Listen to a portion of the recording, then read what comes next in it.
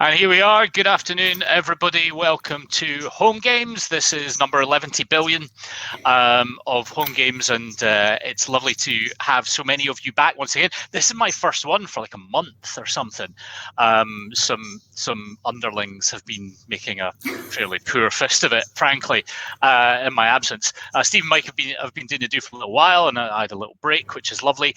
And storming back into it with an amazing guest who has very, very cleverly coordinated her outfit with mine. Of course. Is Verona Kenny from 7am. Hello, V. How you doing? Hi, good. You're such a fashion trendsetter. I just knew I had to coordinate with you. Yeah, you are known in the industry as you're the person to watch from a fashion point of view. Well, I think so. And very, very importantly, is changing up away from the black T-shirts to a different coloured T-shirt. And that doesn't happen all that often. So Sprinkles, you're right. Team Green, absolutely. T-shirt of the week, ladies and gentlemen. Verona, as many of you know, is a massive fan of Finnish melodic death metal. And so I felt I had to wear an Omnium Gatherum T-shirt. And this is it, and I absolutely recommend checking out their last record called The Burning Cold, which is worthy of an hour of your time. One of the best things about Omnium Gatherum is this logo, which if you kind of turn it the wrong way around, people look at it a bit strangely sometimes thinking, is that a Take That shirt, Mark? And the answer is no, it's not. Right. Usual kind of housekeeping-y stuff. Let's do some of it just to make sure. As ever, you may find in your life, as indeed in your webinar, that things don't always run absolutely smoothly. As a result, I have posted a little link in the chat. That was nice of me. And if you do that, if you press that link, what happens is many hamsters run in various different directions, and your feed does something, takes up less bandwidth, gets delayed a bit, and usually it sorts it out. So if you find that you can't see us properly for half the screen, I suggest that'd be absolutely fine. For the other half, it's probably not work so well. Then click that and I'll sort you out. Chat is always open, so please ask questions. The great thing about having Verona on is that, Verona, I mean, you obviously started when you were about 6 years old, but how many years have you worked in this sector? Oh, this is really, this is not getting off to a good start, Mark. Not at all. I don't really care about that because we're not going to talk again for ages after this, so it's fine. Okay. Plus, you represent somebody, so you can't. Yeah. It's been over 20 years, actually, maybe. 20 years in platforms. Over. We're talking maybe 24 years, 25 years. And I have now lost count. But you're right, I did start in preschool because we start early doing everything in Australia. That's what I heard. Yes. Yeah. It's brilliant having Verona on because there's tons that we can ask. And a veteran, though obviously very young, of can I stop? Can I stop making an effort? We're now right? Move on. Excellent. All right. So please ask stuff in the chat, or there's an ask a question bit below as well. So I'm saying part timer, only 20 years. So there we go. Ask questions by all means. If you need to duck out or whatever, that's fine. This will last half an hour, 40 minutes. Whatever happens, happens. And afterwards, we'll stick it up on the YouTube channel as well, so you can come back and read again. I'm shilling for something a little bit this week, so I'll just do a tiny wee moment on that. And that is a new paper. We said in the update, if you've had the update through at midday, we spent a bit of the kind of summer doldrums thinking about stuff that's changed and suitability particularly. And what with having the analyzer thing that we've been building and then doing this, I thought, right, bugger it, might as well write some stuff down. So I've written a paper called Let Suitable Ones In, and it's about trying to draw an explicit line of suitability in a world where everything's moving so fast all the time, and propositions now are so radically wider than they used to be in the past, that it sometimes feels like everything does everything for everybody all the time. So it's trying to get inside that and create a process that firms can use, first of all, to create an environment in which suitability is properly described, and second of all, to actually make decisions off the back of that, practical decisions. So you can read the paper. It's totally free. It's not sponsored. It's got nothing about it. of any kind of anything other than it's just us, and the little green button at the bottom is there. Right. So V, let's get into it. Yeah. Hi. Hi. So 20 odd years in platforms. Take us back a little bit, because you started where all the platform stuff started, right? Yes. And I wasn't here. I'm guessing by your accent it wasn't here. So tell us a little bit kind of Okay. background Yes. and how it Yes. came over. Yes. So all of those decades ago, when I left uni, I went to work at the largest fund manager at the time in Australia. And I'd been there a couple of weeks, and they said, look, do you want to go work on this new thing called a wrap, which does wrap accounts? And I'm like, never heard of it, don't know what it is. And no one else had either. And I said, yeah, I'll go work on that for a couple of months. 20 odd years later, I'm still talking about those things that were just off to the side. So lucky enough to work where we launched the first wrap account in the Australian market. Saw that through, launched that. It was a great success. After a while, we had some growing pains, as you would expect. And then what was interesting, after working on that for about 8 years in the Australian market, it went on a bit of what was meant to be a holiday. Eventually ended up coming to London because, believe it or not, I had some Aussie mates that were living in Shepherd's Bush. That's hard to believe. I know. And what's even harder to believe, I used to go to the Walkabout. Can't believe I've just admitted that. It's good to see you busting those stereotypes. Shepherd's Bush Walkabout, who would have thought? And then it was so funny because, a couple of other friends had come over and said, you'll get a job working over here nowhere else. I'm like, no, who's going to want to hire an Aussie that's only ever worked in Australia and only ever worked really on wraps and platforms? Who would have thought? Who would have thought? Who would have thought? Still a mystery to me. Yeah. So there was a few of us that, that were over here, and what was really interesting is that we all went to different companies to spread the Aussie knowledge. I know, Lucas. I know. So we'll talk about some of the companies that you've been through, because I think the kind of stuff you've seen on the way through is remarkable. But that was a time I remember, kind of, 5 or 6, that kind of time, that this part of the sector was absolutely stuffed with Aussies. Yes. Coming over. The good old days. Yeah. Life was obviously better then. And actually was better then. Yeah, because the pound was like 3 to 1 on the Aussie dollar. So I had some other things about global pandemics and stuff in mind. And Boris Johnson, but other than that, you're right too. But was it, what made it suddenly kind of pop with it coming over from Australia to the UK? I'm thinking that, a few years earlier, Ian Taylor, who we all read about, finally kind of stepping off the roundabout at Transact, he and spending more time with his curry house. I thought that was on the beach, but yeah. I think he'll have one built there. Yes, to do that. But he obviously brought stuff, some of the thinking over. Why was the UK so ready for it, do you think? I think there was a couple of things, but it was a little bit of a perfect storm. So when I first came here, what I couldn't believe is that people were still buying bonds and those kind of life products. So it was that perfect little storm of actually maybe we should be a bit more open architecture, giving financial advice that isn't just linked to a wrapper. And then, obviously we had RDR. But to be fair, I think RDR came much after we had the fund supermarkets that then became the platforms, and then we had RDR. I think platforms well on their way before we got to RDR, but RDR was the point of no return then. That was it. Yeah. Platforms are basically how you invest. Yeah. And that's kind of it now, isn't it? It's the way business is. It's the way business is done. Now, I know you in your current role at 7IM, whoever that is, you do lots more than platforms. So we will come into that, because I want to talk about wealth management as well. And so it's handy. Somebody's just asked a question, right? Because we'll just take questions as we go through, if that's all right. And you've got no way of knowing what's coming at you at all. And Peter Smith, first of all, says those whiteboard days in Minster Court. You'll remember some of those on Mincing Lane. But there's a kind of 7IM question somebody asked, which is, does it feel different now? This will kind of speak to the sector as well, I think, about change of ownership away from the original yeah, LLP. yeah. Now you've got PE involved and all that kind of stuff. So you maybe tell us a little about that, but also I think it speaks to the kind of growth of the sector and the professionalization of the sector as well. So we'll spend a bit of time talking about that too. But let's answer.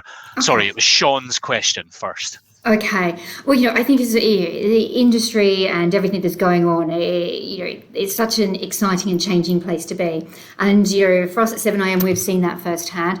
Really lucky to have the founders that we did, and I'm sure most people would know Tom and Justin, and they founded a fantastic company. And to be fair, they founded a company that they wanted to be a little bit different to the sector. And I think the sector now has actually come along the same journey as 7IM. Tom and Justin and the original founders of Seven have done an amazing job. They built this company from literally nothing to where we are today.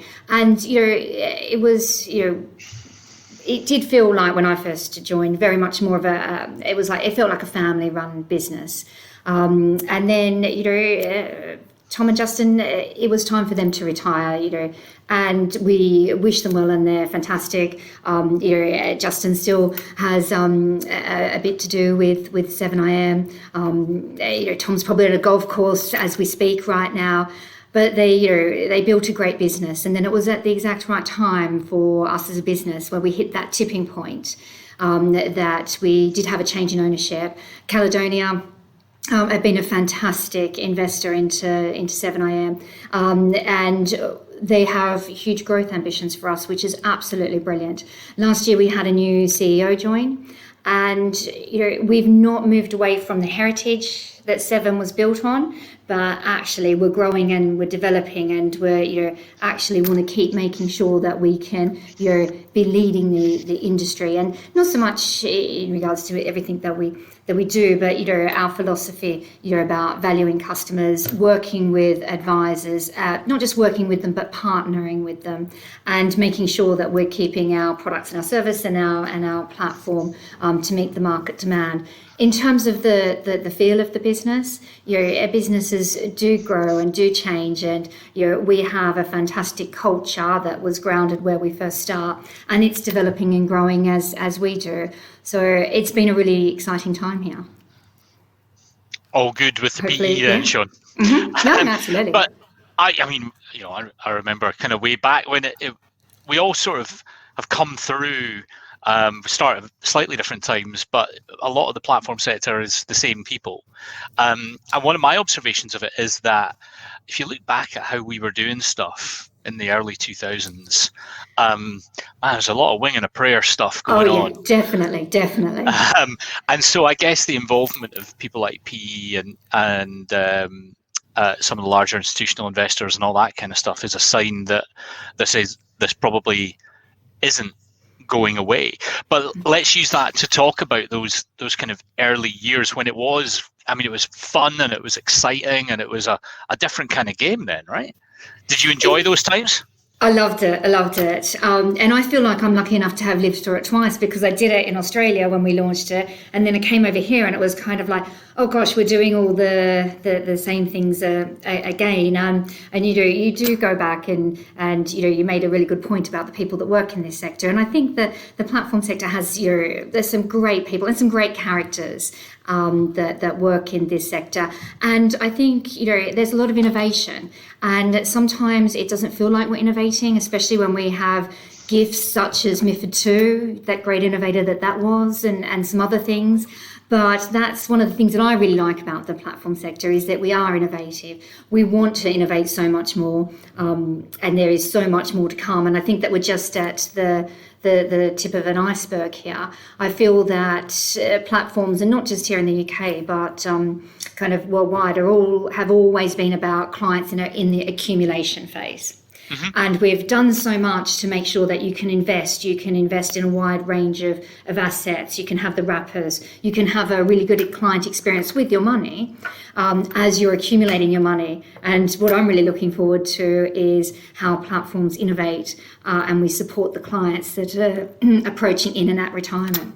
So there's a lot more to come. We'll definitely come back to that because we've got a couple of questions from Emma. Hi, Emma. How you doing? Hope new gig's treating you well. Yay. It's just our mates. I know I was about to say, hey, Emma, but she can't answer me back. But hi, Emma. Hi, Emma. Asking about platforms of the future and stuff. So we will come back into that. But that sense of kind of, I don't know, it was sort of buccaneering almost back definitely. then, And one of the reasons that I remember making the jump into platforms for me was I kind of knew what the life sector kind of did and how we built products and how we stacked the decks in a particular way, depending on whether we were really in favor of making money or tremendously in favor of making money. And then there was this stuff that was just a bit different and seemed to be coming in a different way. Platforms were a disruptor then. We kind of disrupted that world. Are they now the incumbent? Have they now kind of lost that sparkle and spirit? And do you think they're up for being given a bit of a shoeing by something else that's new now? Yeah, I think you're right. They've been on a bit of a journey. They are here to stay. It's how people invest. So they're not the disruptor in that anymore, but they're how people invest. They're not how people take their money out and how they live in retirement. And I think that's the really exciting thing. And I think they can completely disrupt the retirement space and the products that you need to make sure that you've got enough money for your retirement, but actually then taking it to the next generation. That's the other bit that I think is really exciting, is that you worry about your retirement and you're getting paid, whatever you need to live on and do the things that you want to do, but then also actually the pot for the next generation. How you're then actually segregating that, investing that, and making that money work for you as well. So I think there's so much more that platforms can be doing in that space. And that probably takes us into some of this wealth management stuff thing, because one of the things that we've been looking at recently is that kind of battleground between IFA world, financial planner, whatever we want to call it, and traditional wealth manager world. And a lot of wealth managers, I don't know if this would be true of Seven or not, will say, well, you probably use us for anything from kind of 500 grand up. Yes. Ideally a bit more than that, and the averages might be 750 grand, that kind of thing. And that's fine. IFAs traditionally start a wee bit lower than that, but these days, with pension pots the way they are, all that stuff, 500 grand to 2 million, especially for IFAs in big metropolitan areas, that's kind of normal business now. Absolutely. Yes, totally. And I'd lay the same challenge down to wealth managers as well. So you're at 7IM, we're obviously a platform. We're obviously a wealth manager, so discretionary management services, and we have our funds and we have our models. And it's really interesting when I look across all of those. And I think wealth managers, as much as I'm saying, right, platforms, it's exciting and they can be developing and doing stuff on that. I think wealth managers lay the same challenge down to them as well. Yeah, so Neil Coots, hey Neil, he asked a good question here. Does anybody think, and nobody else can really answer you, Neil, well, they can in the chat, I suppose, but it's really just me and Verona, and really just Verona. So Verona, do you think that wrap platforms in the future will be more specialist? And so this idea that the functionality needs to come for the transmission of assets across generations, which is a huge theme, I think, and drawdown and being smarter about income and retirement is another big theme. Do the generalist platforms that dominate now, do they just build that as something else, or do we get a specialist breed? No, well, it may go down that route, but I actually think that most people, they want to be able to see what they've got in terms of money in one place. You don't want to go to 3 different places and pull it all together. And I think that is where financial planners have also come to the fore, because they bring everything together for you in one place. Now, could companies actually, do some kind of platform specifically for your corporate pension and things like that? Absolutely. But will you as a client still want to see that all together in one place? Most likely. How does that work in? I mean, I'm assuming you still keep up to date roughly with Oz and what's going on there. And obviously it's a radically different market, but it's about workplace, right? Oh, absolutely. Like corporate super and compulsory superannuation is where it's at. there. And yes, but then that's where a lot of the platforms there have actually well and truly got into that space. And that's where you'll put in your basically self-managed super pot will sit there as well with your other investments too. So if I don't know if I worked for whoever it was and I was on the BT wrap, which I think is still a pretty big one. It is, yeah. BT doesn't stand for what you think it stands for here. No, it's not British Telecom. It's really not. It did take me a little while because I'm that stupid to think, what the fuck is BT doing with a brand? But it's Bankers Trust, I think. Yes, that's what it was, yeah. So if you've been in a kind of super fund, which follows you from job to job, I guess, with BT, once you hit the point of retirement, do you tend to just leave your money there or manage it yourself there if you want to be self-managed, or do people tend to move it from their accumulated X $100,000 or whatever it is to somewhere else to manage? Yeah, I think that again, people will see a financial planner and they'll work with them to work out, should they leave it there, manage themselves, go basically into drawdown, or take it, or maybe even go, do what they want by a holiday or something like that. What I think is really interesting is that, we all know what's happened with annuities over here. Annuities weren't as big in Australia. And I don't know, if I look around, I think, right, who has actually really nailed that kind of product/service offering, that when you retire, you can say, okay, I'm comfortable, I know how much I've got, and it's going to last me till, till I die, and there's going to be this much left over for my next generation. I think that's kind of, exciting, that maybe the UK could lead the way in defining how that looks. So just to dwell on Oz for a second, I know there was a thing with people running out of money there, that they had pension freedoms, I think. Was it earlier than we did? Yes, yeah. And there was a definite thing when I was over a few years ago now, that they were thinking about rolling that back, but it was politically unacceptable. So, I always thought, basically because Oz was ahead of us in platforms, that this next step they'd be ahead of us as well. And there's probably more things that we could bring over, smart stuff that they do. But is that not really the case, do you think? No, I think that there is some interesting developments over there, but I wouldn't say that right now they're ahead of the UK in that. And if anything, I think the UK's actually caught up. Don't tell anyone, don't tell my Aussie mates that.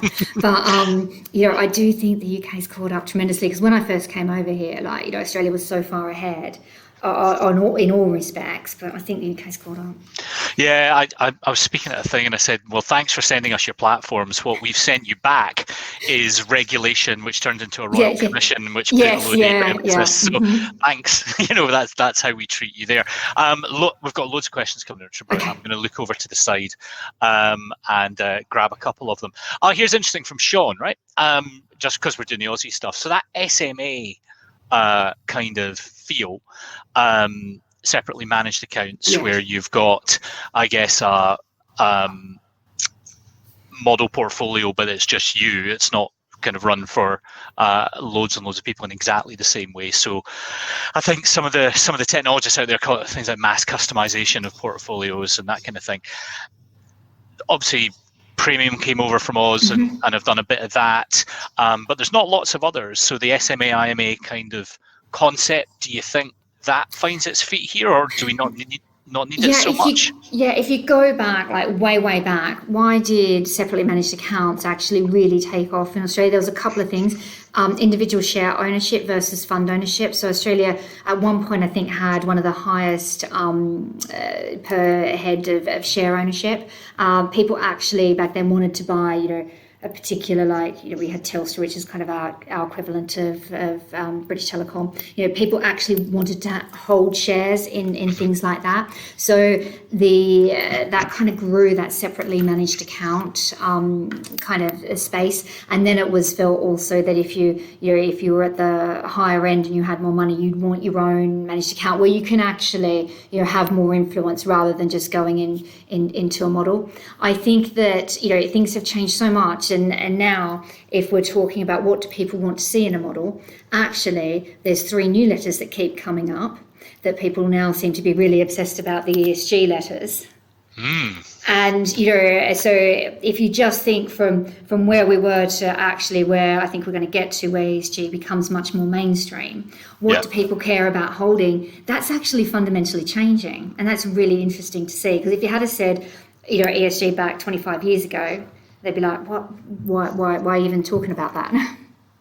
Oh, it's a thing that you put in food. Yes, yeah. I think it is anyway. It's MSG. See, I got one of the letters wrong, and you sorted that right out for me. That was very nice of you. Thank you. I find that the jokes you have to explain are the best ones. Yeah. That's always good. And that ESG thing, it's absolutely critical, probably battleground where the wealth managers maybe do have an edge. Yeah. Because if you're using fund solutions, horrible phrase, but you kind of got to take what you're given. Whereas I guess because you look after wealth managers as well, right? Yes. Oh no, absolutely. Yes. So they can put together equity-based portfolios or whatever it might be. And if I don't want them to hold Tesla because I think Elon Musk's a, dauber, as we'd say in Glasgow, then we don't have to. Yes. But I'm not sure I can get that when I'm going into a kind of well-diversified global multi-asset fund. Correct. Yes. And I think this comes down to, there is this, and as we know where things are going, and, going back to your paper on the suitability and that side of things, is that, this is just there doing the, the plug. You have to ask that question now. What's a client's view on ESG? It's now actually so mainstream for people to be asking and talking about that. And I think it's a really interesting development in the industry. Will that change how people invest? Undoubtedly. Do the wealth managers, the fund managers, and the platforms need to support that? Of course. Yeah, and I can see it in the kind of ecological stuff, the kind of green funds and that kind of thing. But I think Steve talked about this a couple of weeks ago as a kind of boohoo effect, where a company that you thought was fine, and was in the UK for a lot of its manufacturing and all that, suddenly it turns out it's running sweatshops, allegedly, in Leicester, or not. And suddenly everyone's like, oh, I don't want them. Have to ditch it out, and life does get very difficult. So do IFAs face a threat in that sense from the wealth managers coming down the mountain a little bit, maybe technology letting them operate more effectively for maybe £500,000 portfolios instead of £5 million portfolios, and kind of take the fight to the IFAs a little bit in that kind of area? My view is I don't think that advisors have a threat from wealth managers. They can work in hand together. That's very much our approach here at Seven. The financial planner is the expert in doing the plan. Okay, the wealth manager will be the one that will be the expert in the investment management component and building the portfolio to hit our risk profile. There's no reason that they can't work hand to hand together. It's interesting, isn't it? Because a lot of the kind of arch financial planners, right? What I call the paramilitary wing of financial planning.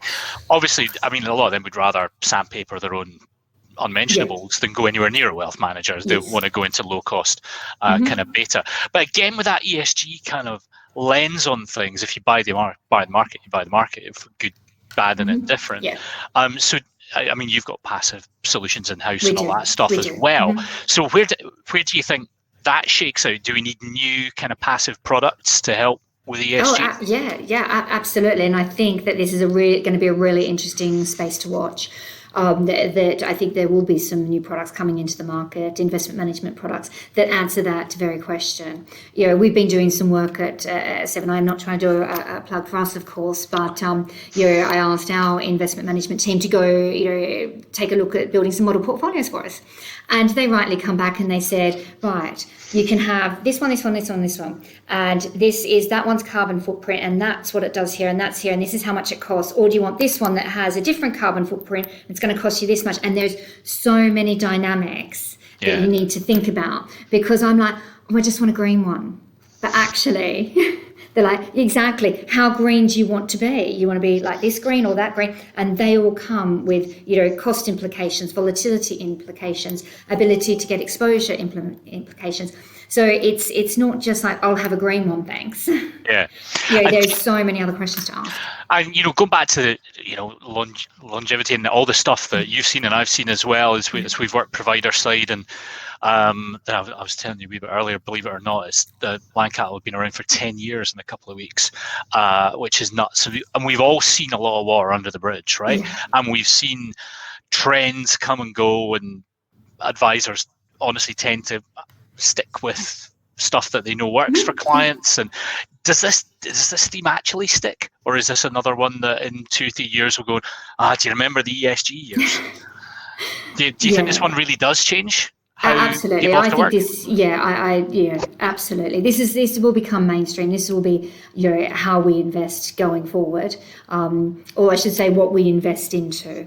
Yeah. Now, is that going to be next week, next month, next year, or in years to come? But this is actually, I think, really getting our house in order to support people that want to invest like that. I could be flippant and say, like, 3 years ago, who even really knew what a vegan was? But now we all do. Not that I'm one, but it will become more mainstream as the years go by. And I think that and it's not just led by the investment industry; it's actually led by companies. We think wider, and we think there's such a rightful push to get diversity on boards of companies, and to make sure that companies are being managed by the same kind of people that they're selling to. So I don't think it's just about investing. It's basically how we're managing businesses going forward. All right, that's really interesting. Right, let's get back to the chat, because there are people asking questions and I don't want to ignore anybody. Actually, there's a lot of people here I'd like to ignore, if I'm really honest, but I can't. Don't name them. Hi. No. Hi. Here's Ben. Ben Peel. How you doing, Ben? So if we look out 5 to 10 years, this is a classic question, right? How many platforms do we need? How many will there be, Verona? I remember there'll be exactly 18. Exactly. Next. That's right. 426. There was a guy, I won't mention his name, but we all know who he is, right? Who came out trolling. I think he was trolling the whole industry. He was given who he works for is kind of ballsy, right? Well, kind of said there'll only be 6 platforms. Everybody else will be dead. There'll be zombie platforms wandering around and all that kind of stuff. And he said that, and 2 years later, I think, when he said it, there were another 6 in the market, let alone whatever. So let's talk about the market phase that we're in to embed it in something more. So we've had phases of maybe consolidation over the last little while, but it seems to me that we've got another proliferation happening of kind of new, exciting entrants doing fun stuff. Where do you think it all goes? Yeah, let's be honest, platform, well, firstly, financial services is a great place to be. And I think if you look at all the elements that make up financial services, platforms are one of the most attractive places if you're going to be a provider to sit in. So why would people look at that and think, actually, no, probably don't want to get into that game? I think that people do look into it and think, that is the place to be. So will there be more entrants? Without a doubt. Will there be these disruptors? Of course. Will there also be, and I think this is a really interesting side of it, who is going to build the platforms? Will we actually see platforms that are actually the more vertically integrated ones, that if you're going for a consolidation play, whether that is consolidating advisory business or anything else, is the natural extension then to have your own platform under your control as well. So I think that might see some more of those. Now, whether they just go and white label an existing platform or go and basically build their own remains to be seen. But the caveat on that is we all know platforms is not a cheap game to get into. They require a few pounds to set up, and they're very needy. They like money being spent on them all the time. Yeah, they do. I do wonder though if you look at somebody like Seckle, for example, Hugo's new thing, now part of Octopus, and they haven't spent 250 million or 500 million pounds getting that. They've got something to market which maybe has got more to develop, but the core of it isn't the kind of big hulking thing that we've had. And one of the bits that I think will be really interesting for Seven maybe is that kind of coming together of wealth and retail, because presumably your contention would be if you kind of want one of these things, right? You don't want to run two. We've both worked on the product side and platforms, and that's not. One is better. And how well outside of Seven, right? I know you feel very good about your own stuff, but in general, right? most of the platforms out there, you've said they're good for accumulation, less so for decumulation. But actually, if you do want to, I don't know, be a little bit cleverer about your investment proposition, or if you wanted to invite a wealth manager to help manage the money on the platform that you're already using, how well set up do you think the sector is for those kind of dynamics? No, I think the platforms have made huge leaps and bounds in that. So if I go back even, it used to be in my co-funds days, and, go and talk to wealth manager, discretionary manager, and they never wanted to give the custody up. They're saying, well, you could manage it on the platform. No, don't want to give the custody up. I think that debate is long gone. Because they know that actually advisors want to be able to look at everything in one place, and so do the clients. So I think the platforms are very well set up for a wealth manager to put, say, their model portfolios onto a third-party platform, and to offer that choice to clients and their advisors. Now, some are better than others. Probably won't give you a list. What would you say is the best one, Verona? Is there one that you would really point out that you think? Probably 7IM. That's amazing. And why I'll say that is because we started life as a discretionary manager. We didn't start as an asset manager and a discretionary manager. We didn't start life as a platform. We actually built the platform to support our discretionary business. Yeah. And, as I said, platforms are an expensive game. So we're actually making sure, so if we're developing our platform, of course, it's for all the partners that we work with, but then it's also for our own discretionary offering as well. And so it also means that you cover all the requirements, because we've got to make our clients happy, so our external partners that we work with, our advisory firms, and, I've got to make my discretionary team happy too. I wouldn't worry about them. The money will be fine. We can admire their wristwatches. So a lot of this stuff, you mentioned fund supermarkets before, right? And do you remember when it was fund supermarkets versus wraps? Yes. It was like Scandia versus Standard Life. And I used to have arguments with Mike Barrett in the press about all the things he was wrong about that he's still wrong about.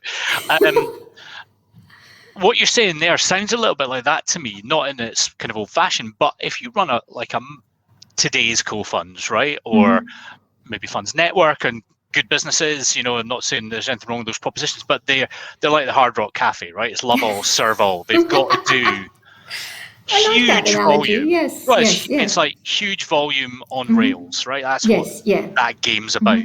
And that surely precludes the kind of stuff that you're talking about. And I wonder if we see, or you see, a split in the market for those that maybe do come from that kind of heritage, because 7IM are a great example, but you're not the only ones. There are people who grew up on the really hard stuff. So ISA void and repair, frankly, ain't no thing, right? That's fine, we'll just sort it. Or what, you want me to link to your multi-asset fund? Yeah, I think I can probably cope with that, even if it's not daily traded or whatever. Is that a kind of split in the market going forward, do you think? Or does everybody try and do everything for everybody? Like, we talk about, the split in the market, where we're going to sit, but actually, what do people want? What do clients want? And there are clients that actually having a multi-asset product in the accumulation phase, sitting on one platform where they might have two wrappers, is absolutely the right solution for them. No doubt about it. And, that will be mass market, and that's absolutely fine. And then you've got, other clients that actually may need more. That's why we're not going to get to this point where we've only got maybe 3 platforms in the market. Right. Or 3 solutions, because we don't have 3 kind of clients. Yeah. Do you think it's like a perennial debate? How much do clients know what they want? Do they want to know? I think, again, you've got clients that want to know the ins and outs and everything. And then you've got the clients that want to know, do I have enough money to retire and live the life I want to live? Yeah. I think any good financial planner will tell you that, and they will know, what their different types of clients want. Yeah, absolutely. But I think all clients, sorry, Mike, I just said one thing that all clients want is they want value for money and they want good service. That makes sense. Let's boil it down to that's what they want, and that's what they should get from us as an industry, as a sector. So let's talk just about that, and maybe finish off on this, unless everybody's got some questions. Neil, like your answer on other platforms says, I work for a vertically integrated competitor, and would have said exactly the same. So y'all are best buds now. if I give you your time over again, right, in the days when you were building stuff back at co-funds, we'll maybe leave Oz to the side for a minute, Yes, yeah. and then in all the stuff that's happened through all the regulation and so on. If you could have a do-over, what would you do over, if anything? That's a really interesting question. Maybe, Thanks so much. Yeah, no, that's all right. A lot of the things that we've had to do and we've had to do in a way is we can blame the regulator and regulation that's come in. Probably would have approached some of those projects in a different way. A lot of those it's because it's time, and as you know, time to build and time to get it there. I think the one thing where only probably more recently in the last couple of years is that we've now got the opportunity to focus so much more on a client experience.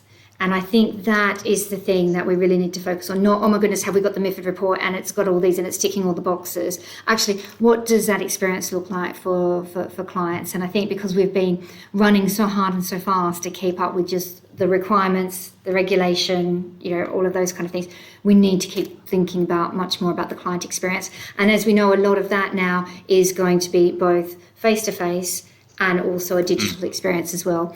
And I think that, if it's on my phone, then I look at it. If it's not on my phone, that's where we need to get to. I mean, we try to keep home games away from COVID-y stuff as much as we can. Yeah. But I was doing a piece with some lesser wealth managers, obviously not as good as Southern Airlines. Their wristwatches were only kind of marginally impressive. And a couple of the guys we were talking to said they were actually taken aback that very wealthy clients were maybe preferring this, not COVID and all that stuff. No. The perception would be wealthy, slightly older clients value the cup of tea and a biscuit, maybe in nice surroundings or whatever, in 2 hours of going through stuff. But actually, lots of them are highly, highly active, busy people, and half an hour of concentrated. Why is this like this? And how, never mind how, little Timmy is or whatever. Yes, they actually are loving it. What have your guys found? Is it going to change? Are they going to stay doing remote stuff after? Everyone's talking about this, and I hate this term, this new normal. We've been trying to call it back to better, whatever it is. Life has fundamentally changed, and this has become an okay way, and a very good way, and a very efficient way to actually conduct client reviews. What a lot of advisors and us as discretionary managers have found is this is fantastic to do a client review for a client that you may have known for a couple of years, and you'll probably keep doing the client reviews this way.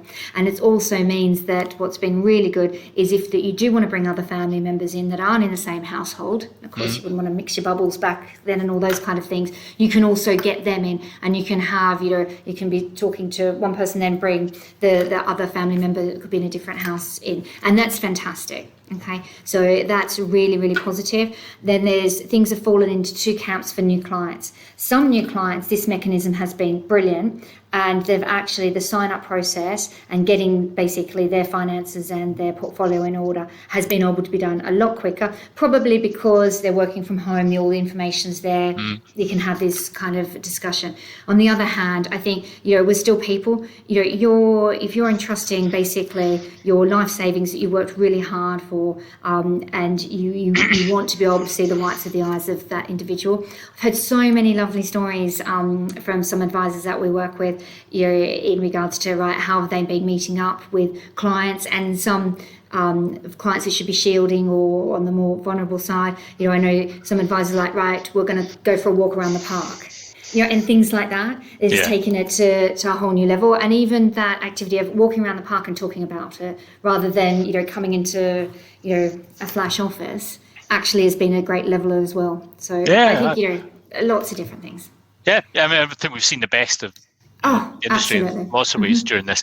Listen, we've got time for just one more quick question, then let's leave. And it's from Michelle Cracknell. How you doing, Michelle? I haven't seen Michelle for ages. And she's asking about the total cost of investing, right? And particularly about platforms, but I think this goes to other areas as well. While we've been working out all the regulatory stuff and developing these big technologies and stuff, things are arguably relatively expensive because clients are footing the cost of those developments. Are we through that now? Are things stable, and can you build as someone that builds propositions? Can you build what you want more cheaply now? And will that start to reflect its way in the total cost of ownership, however that's derived for clients? Okay, a couple of points there. We've been talking about this race to the bottom for platform fees for as long as I've been in the industry, as we, have set out. It's been a very, very long time. There's been such focus on the platform costs, and their day does not go by when, in some cases, I'm debating 2, 3, 4 basis points. Okay, and probably right to debate it. So I really believe that platforms have been doing this race, and we've seen some great platforms such as Transact that do put their prices down. We put our prices down last year. So prices, I think, are reflecting and getting to be where they need to on the platform side of things. Do I think that there's a little way to go? And I look after the fund side of our business as well, trying to obviously distribute funds and models. Is there a little way to go on that side? Yes. If you look across the board, there is probably a way to go on some of the product wrappers costs as well. But then they've come down as well. I think the trajectory that we've seen, especially over the last 5-10 years, has been a downward trajectory. And I'm sure that will continue. Yep. And Michelle, and very good from our side, you could still beat these guys up a bit. There's still room, and at least some of the pain you felt, Verona, getting asked for price and stuff, is at least some of that's our fault. So sorry. Yeah, thanks for that. Yeah. I'm making a business out of it, so I'm largely fine with it. Listen, we're going to need to call it there because we've been on for nearly 50 minutes and can't take up too much of your day. That was great. Thank you so much for coming on, B. It was lovely to have you on, and wish you all the best with the return to work and all that kind of stuff is going on. And return to school. I believe Josh is starting school tomorrow. Is that right? It's a whole new world. It's like the night before Christmas. But it's better. He goes back to school tomorrow. My kids are back and they're in a foul mood when they get home because they're tired and stuff. But I get all day. It's so good. So good. Brilliant. Thank you all for being on. As ever, we've got Phil Young on next week. You'll probably want to skip that one, if I'm honest. I doubt it's going to be much good. But whatever. He'll probably just talk about Bury Football Club a lot. It'd be good fun, I think. If you've got a spare 5 minutes, have a read of the wee flip book. It's all totally free. And that aside, we will see you next week. And thank you very much for tuning in. Lancat. Thank you. Bye-bye.